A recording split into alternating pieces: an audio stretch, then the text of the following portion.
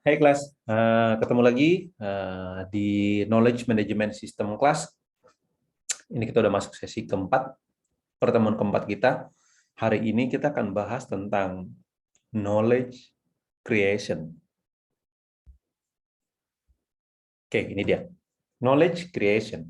Bagaimana membuat knowledge atau pembuatan knowledge. Oke. Aturan main. Nah, saya selalu ingetin untuk kalian aturan main kita. Dalam satu semester ada 14 kali pertemuan. Kalian boleh bolos 4 kali. Itu bahasa simpelnya dari semua aturan ini. Dari 14 kali pertemuan, kalian boleh bolos 4 kali. Titik. Udah, itu aja. Kalau kalian lebih dari itu bolosnya, kalian nggak bisa ikut UAS. Kalau kalian nggak bisa ikut UAS, berarti 35% nilai kalian bolong. Kalau 35% nilai kalian bolong, nilai maksimum paling pinter-pinternya kalian adalah 65. Kalau kalian semuanya 100. Kalau nggak, misalnya kalian cuma achieve 50 aja, berarti kalian nggak akan lulus di mata kuliah ini. Oke, sesimpel itu. Kalian memutuskan kuliah, apapun itu alasannya. Mau kalian bilang kalian lagi kerja, lagi bantuin usaha orang tua, lagi pacaran, lagi nggak mau kerja, atau apapun itu, kalian sudah komit untuk kuliah. Berarti kalian harus menyelesaikan dan kalian dituntut ke komitmen, kemauan, serta disiplin. Jadi selesaikan apa yang sudah kalian mulai, karena kalau saya lihat dari story kalian di semester kemarin, kalian tidak ada isu sih, hampir tidak ada isu dengan pertemuan-pertemuan. Kalian hanya tinggal pinter aja manage waktu. Oke.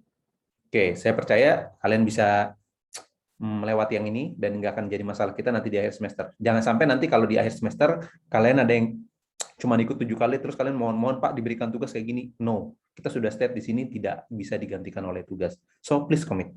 Ya, apalagi nih kan online ya, udah lebih enak buat kalian. Oke, saya akan ingetin ini terus menerus biar kalian nggak lupa dan nanti menjadi habit kalian buat mata kuliah yang lain juga biar sama. Oke, agenda kita hari ini ngomongin knowledge creation and sharing, knowledge infrastructure and architecture, build versus buy decision when the company or the organization decide to build knowledge management system.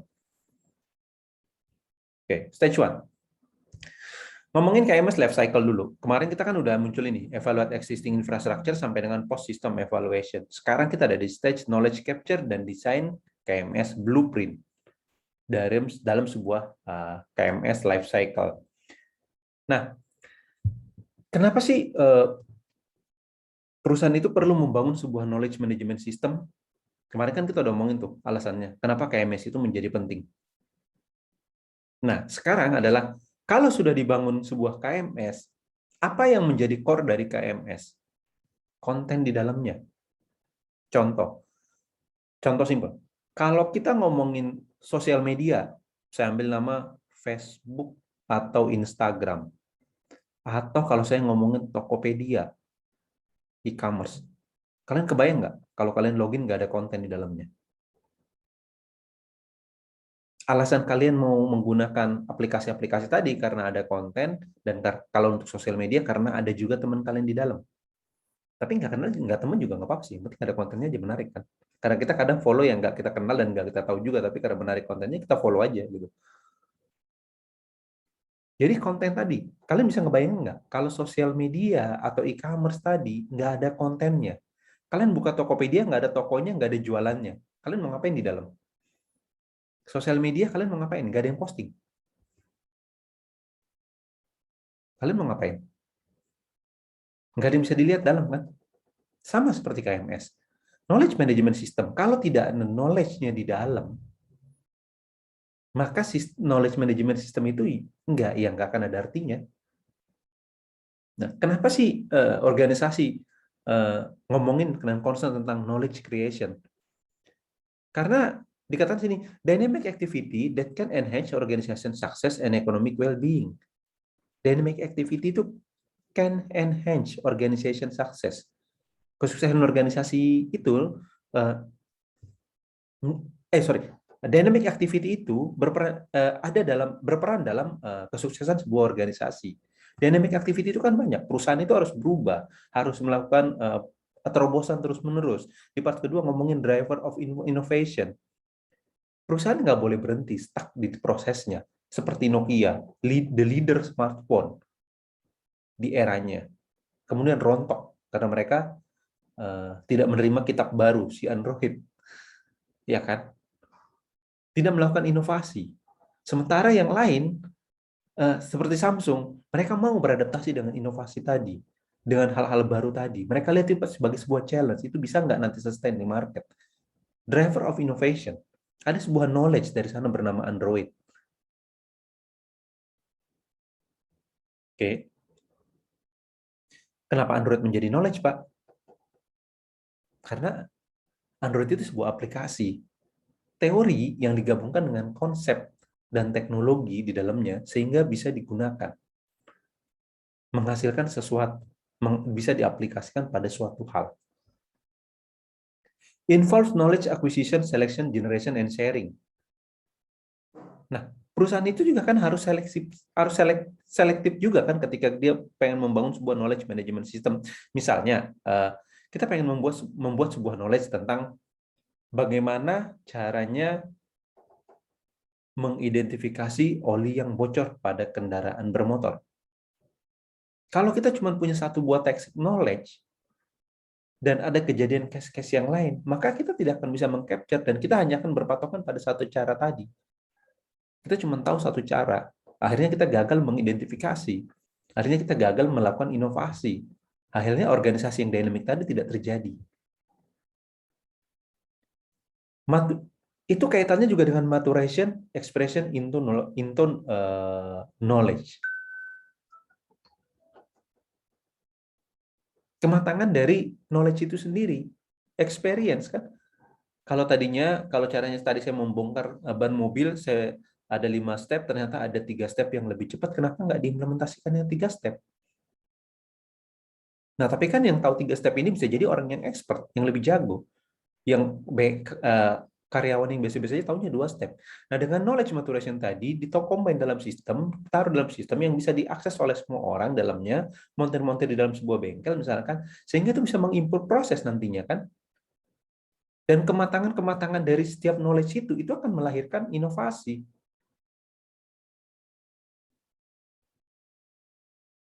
Nah, salah satu model ketika kita ngomongin knowledge management,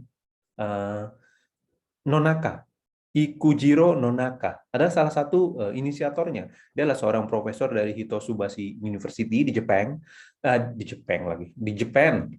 Jepang sana, karena dia ada salah satu ahli juga expert profesor di bidang knowledge management. Dia menginisiatif sebuah model bernama Sechi model to represent the spiraling knowledge processing of interaction between explicit and tacit. Sechi model. Apa itu Sechi model? Socialization, externalization, combination, internalization. Kalian bisa lihat pada mapping ini. Dari mapping ini kalian kan bisa melihat ya, ketika kita ngomongin socialization dan internalization itu kan dia ada di dalam tacit semuanya. Externalization dan combination itu dia eksplisit. Nah, socialization, apa sih socialization? Proses transfer informasi di antara orang-orang dengan cara conversation atau percakapan. Kalau kalian lagi ngobrol-ngobrol nih dengan teman-teman kalian nih, bertukar ide, informasi, itu kan tacit. Kalian berdua. Ya kan? Nah, lalu ketika ngomongin externalization, contohnya, transfer dari tacit knowledge ke explicit knowledge, misalnya penulisan buku, jurnal, majalah, karya ilmiah. Kalian ngobrol-ngobrol dengan teman kalian bagaimana cara beternak ikan lele, lalu kalian menjadikan sebuah buku atau majalah atau jurnal. Transfer knowledge dari tacit menjadi explicit. Oke. Nah, lalu ngomongin combination explicit to explicit. Misalnya merangkum buku. Dari buku beternak lele tadi yang besar tadi, misalkan ada 200 halaman, lalu dibuat menjadi 10 halaman. Intinya tetap di dalam, knowledge-nya tetap masih di dalam. Tapi hanya dirangkum aja. Itu combination.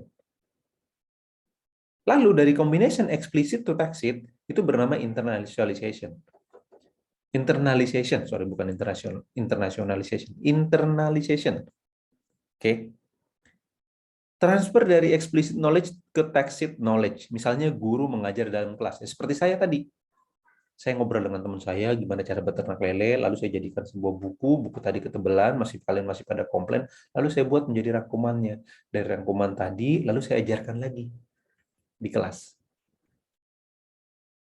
Oke? Nah, ketika saya ngajarkan di kelas dan kalian tahu, kalian ngobrol lagi sama teman kalian, ngomongin lagi tuh si lele tadi, muter lagi tuh lele, akhirnya jadi spiral terus-menerus. Dan tentang cara beternak lele tadi, nggak akan hilang dari si sumber A yang saya ajak ngobrol atau dari saya. Itu kan tetap berkembang dan hidup ilmunya. Makanya amal yang paling sederhana itu sebenarnya bagi ilmu. Nggak akan habis, nggak akan hilang. Muter terus. Tapi kita paling pelit biasanya ngebagi ilmu. Mending ngasih 5.000 daripada bagi ilmu. Kehebohan Nusantara. Oke. Lalu part yang kedua ngomongin knowledge transmission. Ya, kan knowledge itu kan pindah dari kita ke orang B. Transmisi. Kadang knowledge itu terjadi apa namanya? Kalau perpindahan pindah informasi itu kadang nggak semua informasi yang nyampe itu tepat 100%. Kadang kan seperti itu. Lalu metodenya ketika kita ngomongin knowledge transmission. Dikatakan ada knowledge fair. Yang sepemahaman yang ngerti di bidang ilmu yang sama. Mentoring. Misalnya saya ngajarin kalian how to build startup.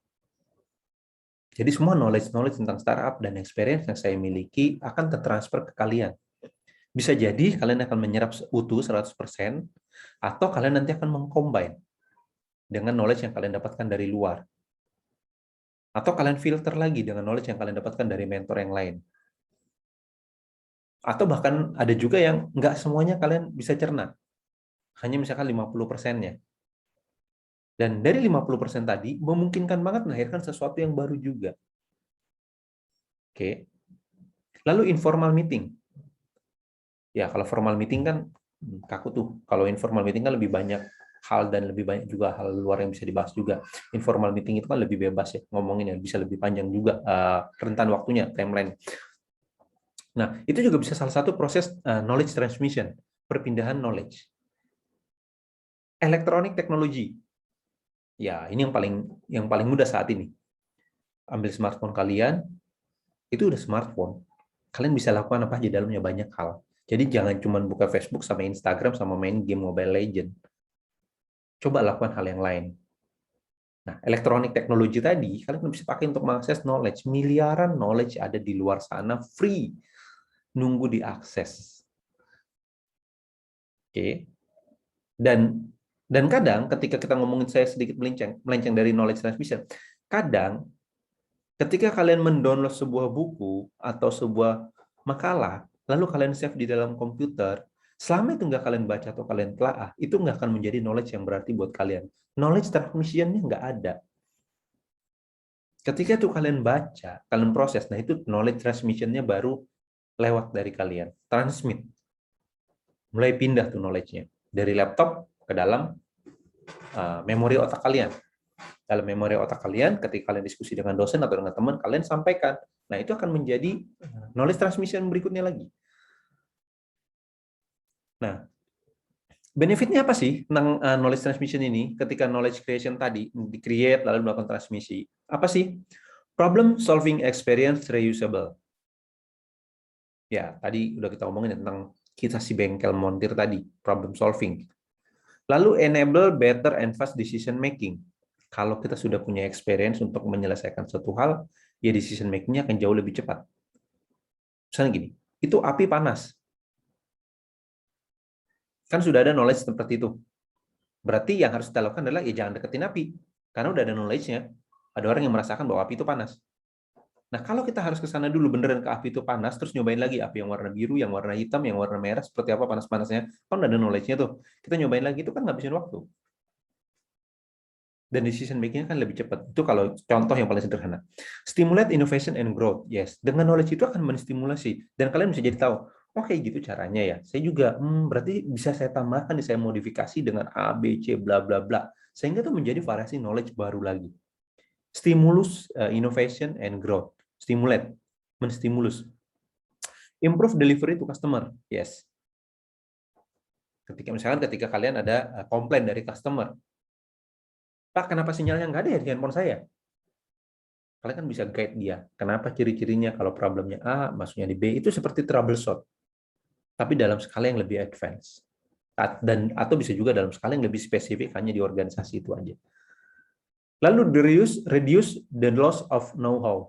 Nah, kalau karyawan resign, biasanya knowledge-nya kan nempel di dia tuh. Biasanya ada transfer. Organisasi itu kan biasanya kan memberikan transfer knowledge sebulan sampai 3 bulan gitu. Tapi sebenarnya kita disuruh transfer knowledge dengan banyak aktivitas lain, pasti nggak akan terserap semuanya. Itu kan pasti ada yang hilang tuh proses-prosesnya. Nah, ketika proses-proses tadi, know-how tadi ditaruh di dalam sebuah sistem, terekap dalam repository, orangnya resign, kan kita bisa akses historinya. Nggak akan hilang track, nggak akan hilang cara, dan perusahaan nggak perlu worry kehilangan orang. Bukan berarti dia akan pengen menghilangkan orang. Oke, karena kan orang resign itu kan banyak alasannya. The challenge, ketika kita pengen membuat sebuah knowledge management system, challenge-nya yang paling besar itu adalah apakah knowledge management system ini dan knowledge sharing yang akan dibangun ini sesuai dengan organization culture. Lalu apakah ini akan menabrak organization policy and strategy? Lalu faktor berikutnya adalah personality, lebih pada orang-orangnya, attitude orang-orangnya, works norm-nya, lalu vocational reinforce, seperti ada nggak sih kompensasi kalau saya nanti sharing sebuah knowledge di dalamnya, ada recognize nggak sih, ada ability utilization nggak sih, ada ini good work environment nggak sih. Kalau ya good tempat kerjanya berantakan kayak gini, jangankan orang terstimulus untuk sharing knowledge, yang ada orang buru-buru untuk resign. Ada job security, ada jaminan keamanan job nggak? Kalau saya nggak akan dipecat kalau saya sharing knowledge. Ya dong, semua experience sudah saya taruh dalam sistem, besok udah dipecat. Iya. Nah itu kan perusahaan kan harus memberikan itu. Sehingga sebuah knowledge management itu bisa, knowledge sharing dan knowledge management system itu bisa diimplementasikan dengan baik. Lalu infrastruktur untuk mendukung si implementasi knowledge tadi, si creation knowledge. People, content, technical. Nah, ini di awal juga udah kita ngomong sih. People, proses, teknologi. People, content, technical. Proses itu kan ada di antara ketiga ini ya. People, ya orangnya. Employee-nya, baik yang akan store knowledge atau retrieve knowledge. Content core. Content core, kemarin kan kita udah ngomongin ya tentang creation knowledge itu harus melibatkan expertnya juga. User itu hanya tahu problem, kalau expert itu tahu problem dan solutionnya. Technical core, the total technology required to operate the knowledge environment. Seperti apa teknologi yang harus kita miliki atau kita beli untuk kita menjalankan sebuah knowledge management. Semahal apa sih gitu. Kalian nggak usah membayangkan sebuah, wah saya harus punya 10 minimal data center. Nggak usah seperti itu. Simple. Cloud hosting aja bisa menjalankan sebuah knowledge management. Selama organisasinya mau support sebenarnya. Yang paling worry itu adalah organisasi. Dia mau nggak? Ada organisasi, dari experience saya, ada organisasi yang takut knowledge itu bocor ke orang lain, ke kompetitornya. Itu masuk akal. Tapi menurut saya yang perlu diprotekkan dalamnya internal. Seperti Apple memprotek environment knowledge-nya dia. Ada dalam rule perusahaan kan, kalau dibocorin, ya got fire gitu kan, pecat. Identify knowledge center-nya. Kan banyak ya knowledge, ketika kita ngomongin knowledge center ini, di mana sih job opening, benefit ketika ngomongin di human resources. Ketika sales ngomongin compensation data, sales volume, leader sales information. Di customer service, complaint rate, satisfaction information. Lalu marketing, strategi, tools, R&D, advertising. Ketika kita mencoba mengidentifikasi center knowledge, di mana sih harusnya knowledge itu? Mana sih core knowledge dalam sebuah organisasi? Nah, ini biasanya adalah part-partnya dia. Yang paling banyak orang sebenarnya yang membangun knowledge itu, yang paling susah itu adalah di bagian R&D dan di bagian customer services. Itu biasanya paling banyak susah dan paling banyak dipakai oleh organisasi. Tapi jarang yang mau membangunnya dengan maksimal. Tapi beberapa perusahaan besar sekarang sudah mulai melek ke arah sana. Karena menurut mereka sangat painful ketika semua harus bergantung pada orang. Orang itu harusnya menjadi part innovation dan operation. bukan menjadi key knowledge-nya yang hanya diem di dia aja. Karena dia kan udah dibayar, digaji juga, gitu kan. Nah, terus next-nya ada di part KMS arsitektur. Mulai dari user interface, authorized access and control, sampai dengan the physical layer. Yang pertama, ketika kita ngomongin mau membangun KMS arsitektur, kan simpelnya adalah konsistensi, relevansi, visual clarity, clarity, navigation, and usability. Ketika kita ngomongin sebuah interface dalam knowledge management system yang mau kita bangun, simple aja, yang penting gampang diakses. Orang gampang melakukan repository atau retrieve tacit atau eksplisit. Nggak harus yang heboh, karena kita bukan lagi membangun sosial media. Dan gambar-gambar atau konten dalamnya kan harus proper, ngikutin ya, mudah dipahami orang. Nah itu, that's why we need expert to build knowledge management system and identify the knowledge center. Kenapa? Si expert tadi akan menjadi memfilter knowledge seperti apa dan bagaimana, dan pola seperti apa yang boleh dimasukkan dalam KMS. Karena setiap orang ketika menginput knowledge-nya ke dalam atau disuruh menjelaskan ulang, nggak semuanya akan sama. Maka ada orang yang harus berfungsi menyamakan itu semua, membuat sebuah standar atau template-nya, sehingga ketika orang lain membaca itu nggak susah memahaminya, nggak lompat-lompat gitu loh. Authorized access control. Ya, knowledge ini dibagi menjadi seperti apa? Public, internet, intranet, extranet. Public kah, milik hanya company aja kah, atau extranet boleh diakses oleh third party juga. Kalau contohnya ketika kita ngomongin sebuah knowledge tentang news, event, itu kan knowledge ya, yang bisa kalian akses di mana aja. Karir, how to build karir. Lalu biasanya dalam organisasi itu ngomongin tentang production, human resources, sales, strategic plan, compliance, ya kan? Dan ketika ngomongin third party,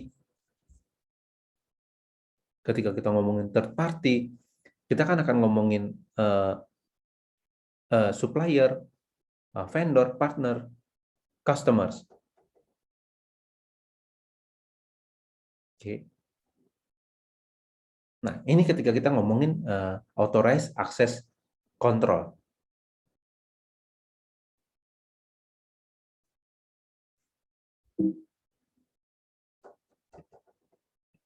Nah, lalu layer yang ketiga, collaborative intelligence and filtering, personalized, groupware, intelligent agent. Nah, kolaboratif ini kita mau kolaborasikan dengan siapa? Knowledge management system ini, filteringnya seperti apa? Personalized, apakah masing-masing knowledge itu akan dibuat spesifik untuk orang-orang tertentu, atau itu dibuat menjadi global aja? Nggak harus spesifik lagi. Boleh dalam sebuah grup juga. Atau menggunakan intelligence agent, AI. Ketika kita search, dia akan muncul yang lebih spesifik. Masukin lagi keywordnya jauh lebih spesifik lagi.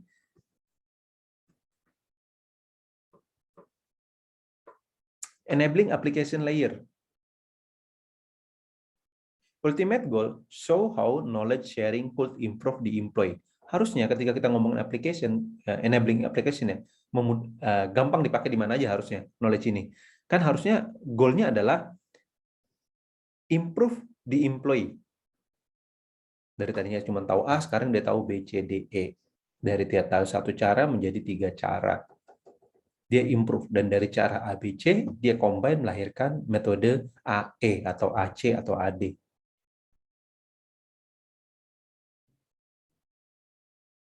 Transport layer-nya, bagaimana knowledge tersebut bisa diakses nantinya. Apakah LAN, D1, intranet, extranet yang tadi, dan memastikan juga bahwa company atau organisasi itu menjadi network dari knowledge itu sendiri. Consider multimedia, URL, graphic, connectivity, speed, and bandwidth. Nah, ketika kita ngomongin transport layer tadi, membangun sebuah knowledge management, ini kan hal-hal yang concern ya. Ini bisa diakses di LAN nggak, di WAN, intranet, atau butuh internet. Terus nanti kalau ngomongin di ini ada multimedia, ada videonya, berapa besar bandwidth di dalamnya.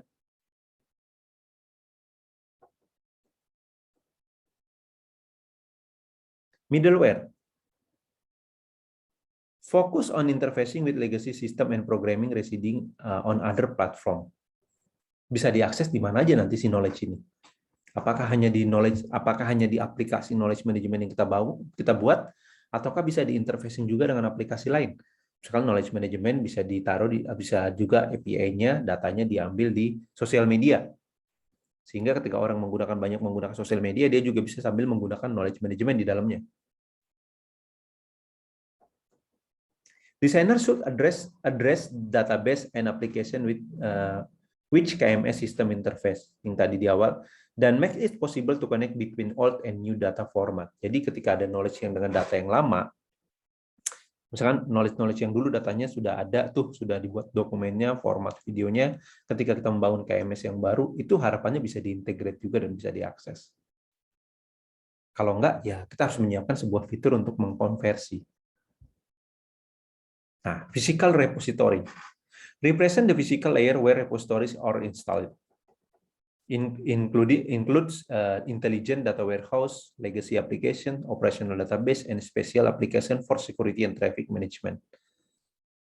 Nah, di mana sih knowledge tadi disimpan? Dan bagaimana disimpannya? Bagaimana metode manajemen ketika data yang disimpan tadi diakses oleh orang? Kan harus ngomongin traffic management ya. Kalau kita punya seperti misalkan kalau kampus kita ada 1.000 orang, apakah ketika 1.000 orang mengakses, knowledge management ini langsung down? Ataukah bagaimana cara membagi layernya? Agar semua orang tetap nyaman dan mudah menggunakan knowledge management. Jangan sampai knowledge management mengaksesnya lebih susah daripada nanya orang. Nah, assignment kita yang week 4 ini, pertanyaannya begini. Sebagai seorang project manager di perusahaan, dalam implementasi knowledge management system, apakah Anda menyarankan perusahaan membangun dari nol atau membeli yang sudah jadi? Jabarkan alasan Anda. Kenapa? Ini yang tadi ngomongin di awal, decision when to buy or outsource. Decision, kita beli atau bikin? Outsource apa bikin? Oke, ini pertanyaannya kita. Oke. Ada pertanyaan?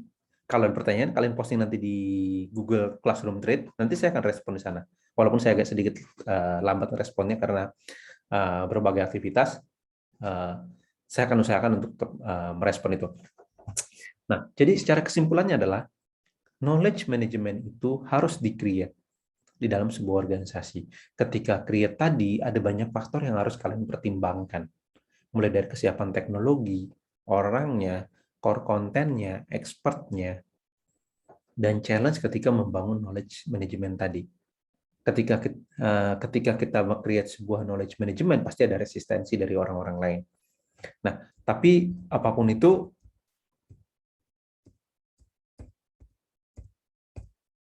tetap balik lagi ke sini. Kenapa knowledge management itu, kenapa creation knowledge management itu penting? Knowledge creation, dynamic activity sebagai driver of innovation, knowledge acquisition, involves knowledge acquisition selections, generation and sharing, dan maturation experience into knowledge. Pada akhirnya, dari sebuah knowledge yang dikembangkan di perusahaan itu akan mensupport sustainability perusahaan tadi. Dan itu sudah kalian lihat di perusahaan-perusahaan raksasa. Apple, Google. Kalau di Indonesia ada Unilever. Atau perusahaan-perusahaan lain seperti Indonesia, Toyota, BCA. Mereka menggunakan sebuah knowledge management system sebagai repository knowledge center. Apapun yang mereka butuhkan akan ada di sana. Itu seperti sebuah library yang besar yang bisa diakses, tapi dengan experience. Experience-nya bagaimana? Experience yang cocok dengan organisasi dan industrinya mereka. Oke. Jangan lupa tugasnya tadi. Posting di Google Classroom. Oke, semoga membantu. Nanti materinya akan saya posting juga. Thank you.